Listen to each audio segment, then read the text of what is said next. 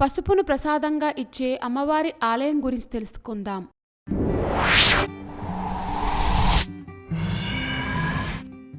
నంబునాయకి అమ్మన్ ఆలయం. ఈ ఆలయం రామేశ్వరంలో అత్యంత ప్రసిద్ధి చెందిన ఆలయం.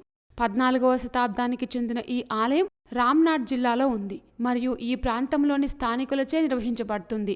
రామనాథస్వామి ఆలయానికి 8 కిలోమీటర్ల దూరంలో ఈ ఆలయం ఉంటుంది.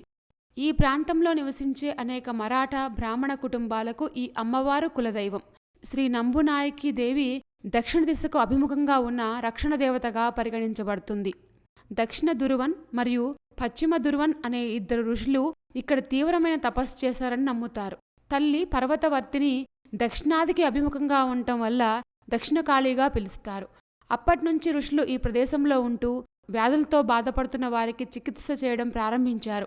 ఋషులు ఇప్పటికీ ఆ ప్రదేశంలో తీవ్ర తపస్సులో ఉన్నారని కూడా ఇక్కడ ప్రజలు నమ్ముతారు. నంబునాయకి అమ్మన్ను పూజించే వారికి ఆ ఋషులు సహాయం చేస్తున్నారని ఇప్పటికీ కూడా నమ్ముతూ ఉంటారు.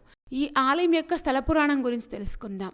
ఈ ప్రాంతంలో సింహళీయుల పాలనలో సురోధరన్ అనే రాజు అనారోగ్యం పాలయ్యారు మరియు అమ్మవారి కృపపై నమ్మకంతో ఆలయానికి చేరుకుని సమీపంలో ఒక గుడిసెను ఏర్పాటు చేసుకొని పవిత్ర నీటి బుగ్గల్లో స్నానం చేస్తూ అమ్మవారిని పూజించాడు.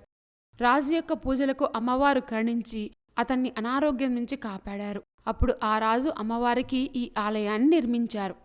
ఈ ఆలయం చుట్టూ ఉన్న అనేక తీర్థాలు అన్ని వ్యాధులను నయం చేసే ఔషధ గుణాలు కలిగి ఉన్నందున వీటిని సర్వరోగ నివారణా తీర్థాలు అని పిలుస్తారు.